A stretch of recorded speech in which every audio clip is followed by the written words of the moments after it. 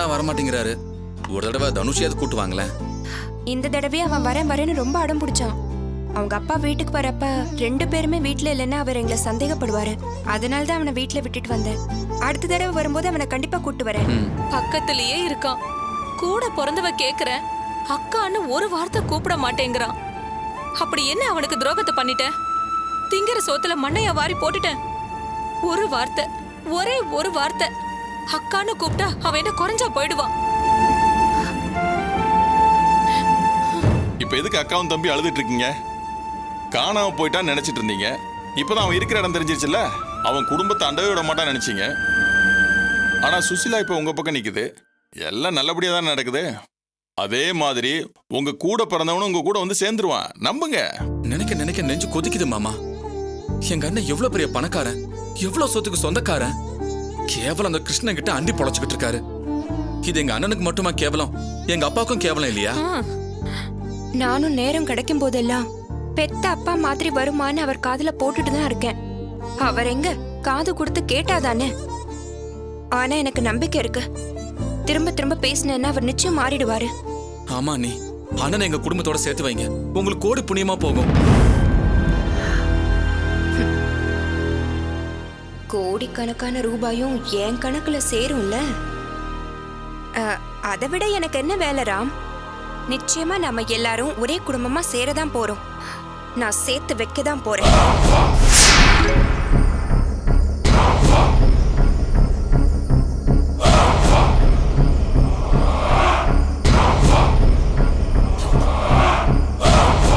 Message வந்துருச்சு மாமா. வந்துட்டானுங்களா? முடிச்சிடலாமா?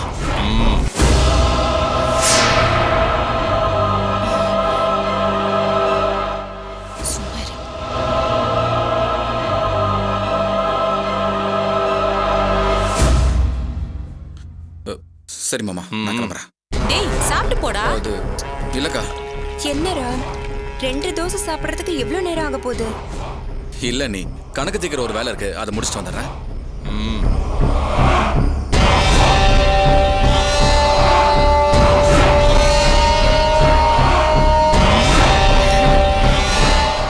மாப்பிள்ள, நீ எதுக்கும் கவலைப்படாத.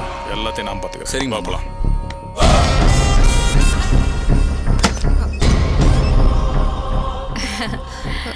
என்ன நீ இது? ஏதோ ஆவேசமா பேசிட்டு போறான். ஏதோ பழி தீர்க்க போற மாதிரி பேசுறான். அது ஒண்ணு இல்ல சுசீலா, ஏதோ பிசினஸ் ரீதியான பிரச்சனையா, அது விஷயமா பேச வந்திருக்கான். அதுக்காக இப்படியா? யாரையோ வெட்ட போற மாதிரி போறான். ஐயோ, அது ஒண்ணே இல்ல. இவன் சூடு பார்ட்டி சுசீலா. சுருக்கு சுருக்குன்னு கோவம் வந்துகிட்டே இருக்கும். அடிதடி சண்டை எல்லாமே சகஜம்தான். சரி, நீ உட்காந்து சாப்பிடு. நான் 2 தோசை சூடா போட்டு கொண்டு வரேன். உட்காரு.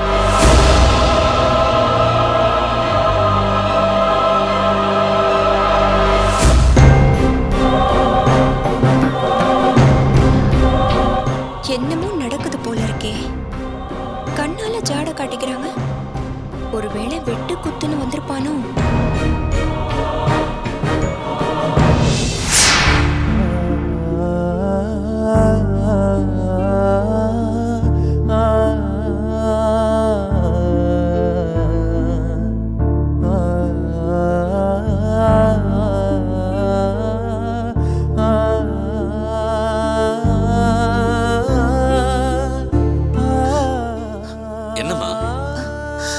ஏன் அங்கேயே நிக்கிறீங்க? உள்ள வாங்கம்மா.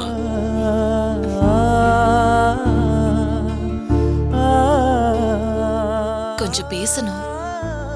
என்னம்மா, என்ன விஷயம்? நீ இப்போ வேலையா இருக்கியா நட்ராஜ்? ஐயோ, முக்கியமான வேலைலாம் ஒண்ணும் இல்லம்மா. நீங்க உட்காருங்கம்மா.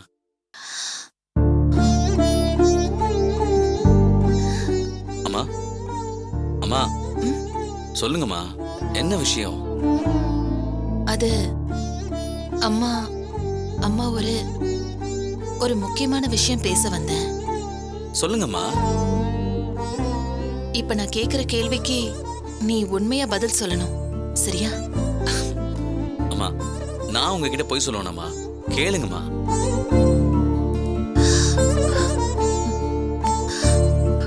நட்ராஜ், நம்ம குடும்பம் சந்தோஷமா இருக்கணும்னு நீ விரும்புறியா இல்லையா? என்னம்மா இது? ஏமா இப்படிலாம் பேசுறீங்க? இல்ல, என் பிள்ளைங்க எல்லார்கிட்டயும் அன்பா ஆதரவா நல்லபடியா இருக்கணும்னு சொல்லி கொடுத்துதானே நான் வளர்த்திருக்கேன். ஐயோ அம்மா, உங்க வளர்ப்பை யாராவது குறை சொல்ல முடியுமாமா? ஏமா இப்படி எல்லாம் பேசுறீங்க? அவ்வளோலாம் இருந்தும் அ- அ- அ- அவந்திக்காவை நீ வெறுக்கிறதுக்கு என்னடா காரணம்?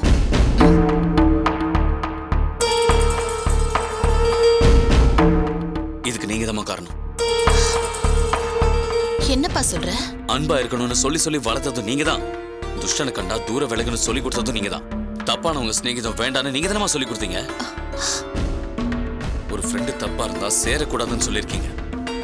கட்டின பொண்டாட்டி தப்பானவளா இருந்தா எப்படிமா குடும்பம் நடத்த முடியும்? அவ தப்பானவன்னு நீ எப்படிடா சொல்ற? பாவம் அந்த பொண்ணு இந்த வீட்ல வந்து வாழணும்னு துடிச்சிட்டு இருக்கா. சுத்தி இருக்கிறவங்க எல்லாரும் அவள சரியான பொண்ணுன்னு சொல்றப்போ நீ மட்டும் ஏன் இப்படி சொல்ற நட்ராஜ்? சின்ன சின்ன தப்பெல்லாம் மன்னிச்சு ஏத்துக்கிறவன் தாண்டா மனுஷன். சின்ன தப்புன்னா மன்னிச்சிடலாமா? எல்லாமே தப்புன்னா எப்படிமா மன்னிக்க முடியும்? தப்புக்கும் பாவத்துக்கும் நிறைய வித்தியாசம் இருக்குமா? தப்பு பண்றவங்கள திருத்திடலாமா? ஆனா மனசுக்குள்ள பாவம் இருந்தா எதை வச்சுமா சரி பண்ண முடியும்? நீ எப்படிடா சொல்ற? அவ பேசினதையும் நடந்துகிட்டதையும் இந்த காதலை கேட்டு கண்ணால பார்த்தவுமானா? அவ பேசின ஒவ்வொரு வார்த்தையும் என் நெஞ்சுக்குள்ள ஈட்டி மாதிரி அங்கங்க சொருகிக்கிட்டு நிக்குதுமா. அவ இன்னும் திருந்தவே இல்லமா.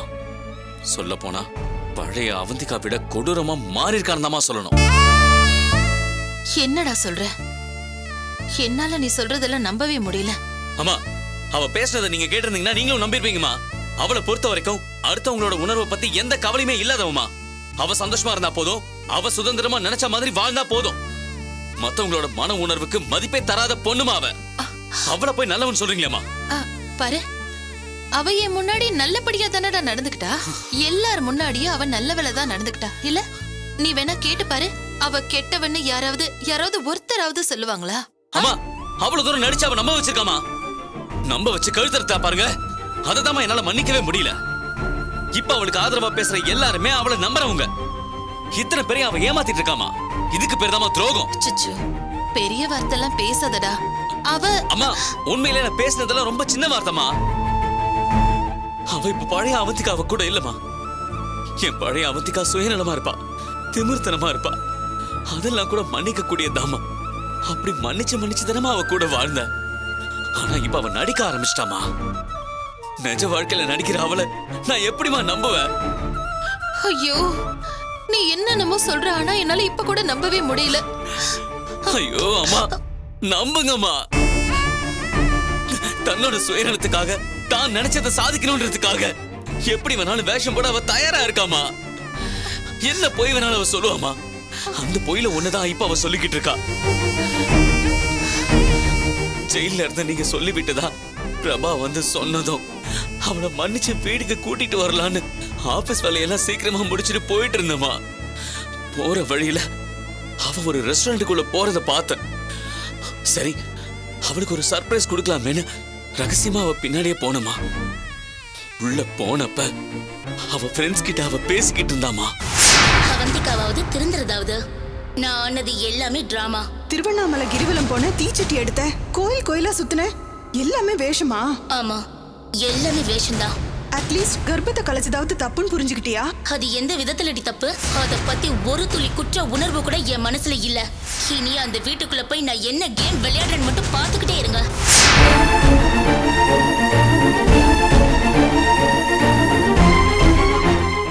சொல்லுங்கம்மா, இப்படிப்பட்டவளை நான் மன்னிக்கணுமாமா? வயிற்றுல வளர்ந்த குழந்தையும் மனசாட்சி இல்லாம கொன்னுட்டு அது தப்பே இல்லைன்னு சொல்றவளை நான் எப்படிமா மன்னிக்கிறது?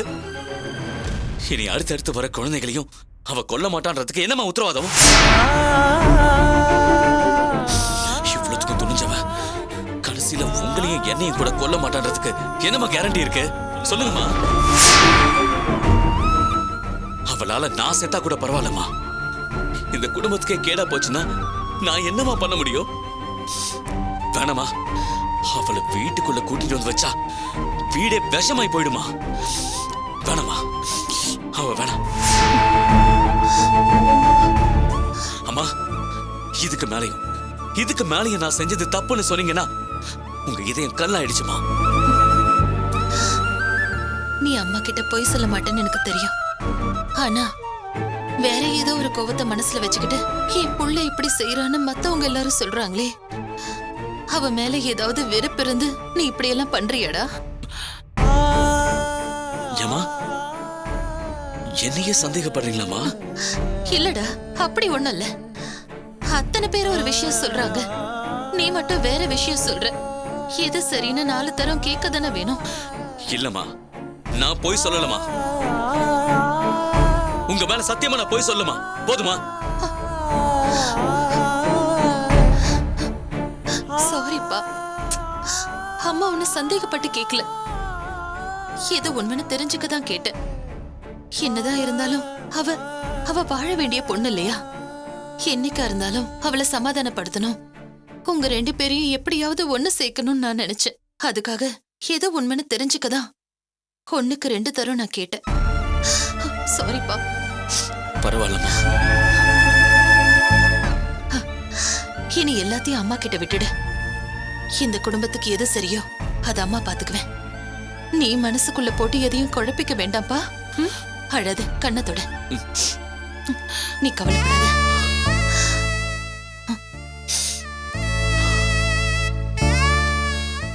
அம்மா,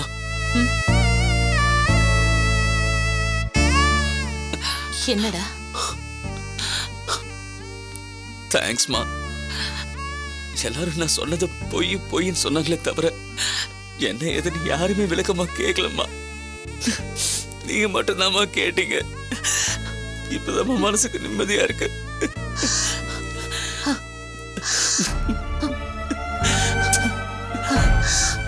அழாதடா, அழாது. அம்மா பாத்துக்கிறேன். என் புள்ள இனிமே வேதனைப்படக்கூடாது, சரியா? தைரியமா இருக்கணும், ஒண்ணு ஆகாது.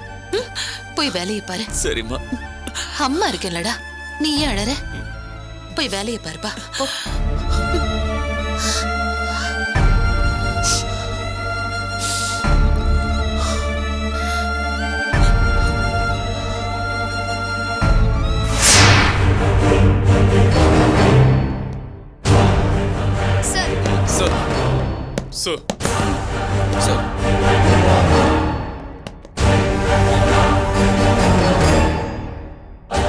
மரியாதையா சொல்லிருங்க.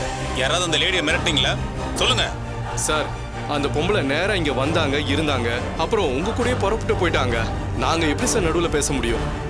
இல்ல, அந்த லேடி வீட்ல இருந்து புறப்படுறப்ப தெளிவான முடிவோட தான் புறப்பட்டு இருக்கு. வர்ற வழியில யாரும் அவளை கான்டாக்ட் பண்ணல, மிரட்டவும் இல்ல, ஒரு ஃபோன் கால் கூட வரல. இந்த ஆபீஸ்ல மட்டும்தான் கொஞ்ச நேரம் இருந்திருக்கா, அவ்வளவுதான். இங்க இருந்து நேரா கமிஷனர் ஆபீஸ்க்கு என் கூட தான் வந்தா. அப்ப இங்க தான் ஏதோ தப்பு நடந்திருக்கு.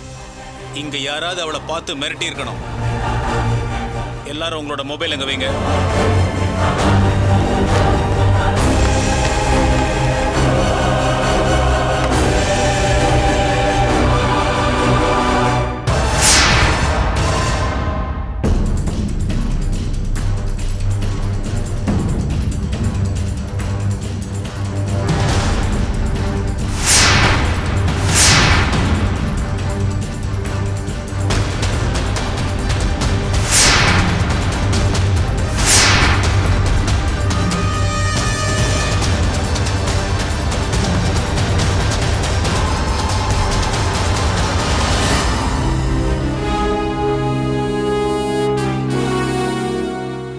யாரும் அந்த நேரத்தை வெளியாளுங்களோட கான்டாக்ட் பண்ணல. அப்போ யாரு மிரட்டி இருப்பா? மாமா, அந்த லேடி எங்க அப்பா கண் முன்னாடியே இருந்திருக்காங்க. அப்புறம் உங்க எல்லாரும் முன்னாடியே இருந்திருக்காங்க. உங்க யார் பார்வையிலுமே படாம வேற எங்கேயாவது தனியா போனாங்களா மாமா? தனியா எங்கேயும் போகலையே. கரெக்டரா? நான் கமிஷனர் ஆபீஸ்க்கு போயிட்டு இங்க வர்றப்ப அவ இங்க இல்ல. இங்க உங்க அப்பா அம்மா மட்டும்தான் இருந்தாங்க. அப்போ அவ ரெஸ்ட் ரூமுக்கு போனதா சொன்னாங்க. யார் அந்த லேடி ரெஸ்ட் ரூம் கூட்டு போனது? சார், நான் தான் சார் கூட்டிட்டு போனேன். சரி, கூட்டு போனப்ப என்ன நடந்துச்சு? நீ ஏதாவது அந்த லேடிட்ட பேசினியா? அப்படிலாம் எதுவும் இல்லை சார். போனேன், ரெஸ்ட் ரூம் காமிச்சிட்டு திரும்ப வந்துட்டேன் சார். அப்போ நீ வெயிட் பண்ணி அந்த லேடியை கூட்டிட்டு வரல? இல்ல சார், பின்னாடி தானே ரெஸ்ட் ரூம்ன்ட்டு நான் சென்ட்ரி போஸ்ட்ல வந்து நின்னுட்டேன் சார். அந்த லேடி அக்யூஸ்ட் இல்லல்ல, அதான் அங்க கூட நிக்கல சார். அக்யூஸ்ட் இல்லனால அங்க நிக்கணுமா? இப்ப சாட்சி பல்ட்டி அடிச்சிட்டால, கேஸுக்கு தானே வீக்கு. சரி நீ போ. Sorry sir. ஒரு நிமிஷம் இரு. சார். உன் மொபைல கொடு. சார். மொபைல கொடுமா.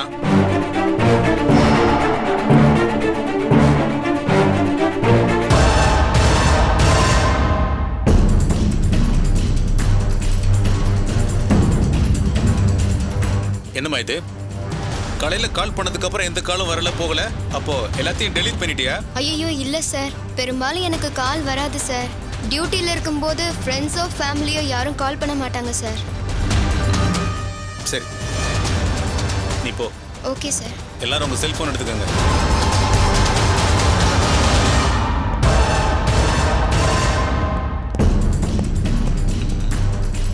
வித்தியாசமா ஒன்றும் நடக்கலையே.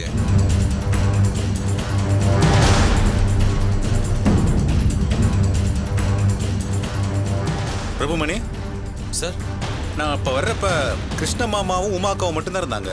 நீங்க எங்க போயிருந்தீங்க? அதான் சொன்னேனே சார், வெளியில் நின்று தான் ஃபோன் பேசிக்கிட்டு இருந்தேன். பேசிக் ஸ்டேஷன்ல இருந்து கால் வந்துச்சு. சிலை கடத்தல் கேஸ்ல ஹியரிங் வருதுல்ல சார், அதுக்கான டீட்டெயில் கேட்டிருந்தாங்க. அதான் சார் சொல்லிட்டு இருந்தேன்.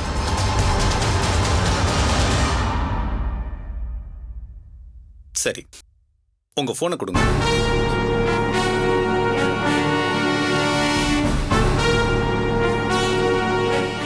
சார், என்னையே சந்தேகப்படுறீங்களா சார்? கொஞ்சம் வெயிட் பண்ணுங்க பிரபுமணி. இந்த கேஸை பொறுத்த வரைக்கும் எல்லாரையும் சந்தேகப்பட்டு தான் ஆக வேண்டியது இருக்கு. உங்க போனை கொடுங்க.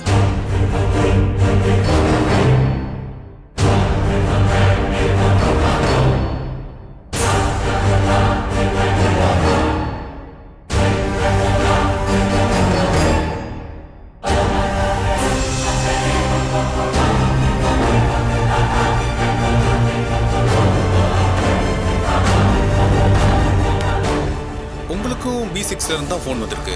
வேற யாரா இருக்கும்? காலேஜ் வெயிட் பண்ணதுனால தப்பிச்சோம். சார், இவங்களை அனுப்பிடலாமா? போலாம். ஆனா உங்கள யாராவது அந்த பொண்ணு யாரு கூடயாவது பேசுறத பார்த்திருந்தா கட்டாயமா என்கிட்ட சொல்லணும். Yes sir. நேர்ல சொல்றதுக்கு பயமாவோ கூச்சமாவோ இருந்தா SMS கூட அனுப்புங்க. Yes sir. யார் அதை என்கிட்ட சொன்னதுங்கிற விஷயத்த வெளியே சொல்ல மாட்டேன். Okay sir. என்ன பொறுத்த வரைக்கும் அந்த கருங்காலியை பிடிக்கணும், அவ்வளவுதான். சரி, நீங்க போலாம். சார். சார். எப்படிரா கண்ணு முன்னாடி இருந்த பொம்பளைய, அதுவும் என்னோட ஆபீஸ்ல இருந்த பொம்பளைய ஏதோ பேசி மிரட்டி மனசை மாத்திருக்காங்க. ஏமாமா, ஒருவேளை அந்த பொம்பளைக்கு உண்மையிலேயே கொலையை பத்தி தெரியாம இருக்கலாம்ல? இல்லடா, அவ போய் சொல்றா. அதுக்கப்புறம் நான் அவளை தனியா கூட்டு விசாரிச்சு பார்த்ததுல, இல்ல சார் இதை சொல்லதான் நான் இங்க வந்தேன்னு சாதிக்கிறான். இதை சொல்லவா அக்காவும் மாமா அவளை இவ்வளவு தூரம் கூட்டிட்டு வருவாங்க? போய் சொல்றாடா. யாரும் அவளை மிரட்டி தான் மனசை மாத்திருக்காங்க. அப்ப அந்த பொம்பளை கிட்ட இருந்து எப்படி சார் உண்மையை வர வைக்கிறது? பொம்பளையா இருக்கிறதுனால அவகிட்ட வேற மாதிரி நடவடிக்கை எடுக்க முடியாது, அப்புறம் சிக்கலாயிடும். ஆனாலும் அவளை விடக்கூடாது பிரபுமணி. அவளை தொடர்ந்து கண்காணிங்க, நானும் வாட்ச் பண்றேன். Okay sir. யார் அவளை மிரட்டினது, அவ மனசை மாத்தினது யாருன்னு கண்டுபிடிச்சே ஆகணும். Yes sir.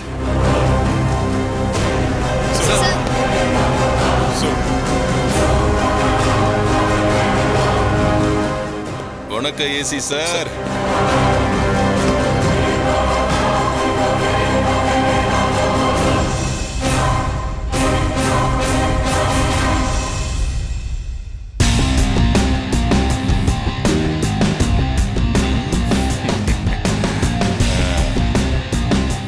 பரவாயில்லையே, சீனியர் வந்தா சல்யூட் பண்ணுங்கிற புரோட்டோகால்லாம் ஞாபகத்துல இருக்க. இதே புரோட்டோகால் ஒரு சீனியர் ஆபீசரை அக்யூஸ்ட்னு ப்ரூவ் பண்ண பார்த்தேல்ல, அப்போ ஞாபகம் வரலையா மிஸ்டர் ரத்னம்? டிபார்ட்மெண்ட்டுக்குள்ள நீ இவ்வளவு பெரிய கருங்காலியா இருப்பேன்னு நான் நினைச்சு கூட பார்க்கல. உண்மை குற்றவாளியை பிடிக்க போறேன், பொங்க வைக்க போறேன்னு உதாறு விட்டுட்டு இருந்திய, அது இதுதானா? அப்ப என்னதான் உண்மையான குற்றவாளின்னு சொல்லிட்டு தெரிஞ்சல? ஏதோ பர்சனல் பகைய மனசுல வச்சுக்கிட்டு என்ன இந்த கேஸ்ல சிக்க வைக்கிறதுக்காக பல வேளைகளை பார்த்துட்டு இருக்கேல்ல? போஸ்ட்மார்ட்டம், ஃபிங்கர் பிரிண்ட்ஸ் எல்லாம் ரீப்ராசஸ் பண்ணதெல்லாம் என்ன குறி வச்சுதானே? கடைசியில் என்னாச்சு? என் பக்கம் வரலையா நீட்ட முடிஞ்சதா? அதான் இந்த கிரி.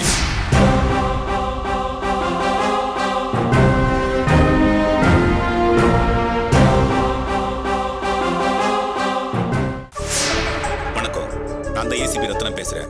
பிரியமானவள் தொடர நீங்க தொடர்ந்து பார்த்துட்டு இருக்கீங்க, ரொம்ப சந்தோஷம். மறக்காம அதை பார்த்துட்டு கீழே இருக்கிற சப்ஸ்கிரைப்ங்கிற பட்டனை கண்டிப்பா அழுத்துங்க. உங்க ஒத்துழைப்புக்கு நன்றி. சபரீசன் அரசியல் பின்னணியில் இருந்து வந்தவர் அல்ல. ஆனால் அரசியல் பின்னணியில் வந்தவர்களையே பின்னங்கால் பிடரியில் அடிபட ஓட வைக்கும் சாதுரியக்காரராக இருக்கிறார் சபரீசன். மு.க. ஸ்டாலினுக்கு ஒரு மகன் ஒரு மகள். மகன் உதயநிதியை ஊர் அறியும், படம் நடிக்கிறார். மகள் செந்தாமரை சென்னையில் பள்ளி ஒன்றை நடத்தி வருகிறார். அவரது கணவர்தான் சபரீசன்.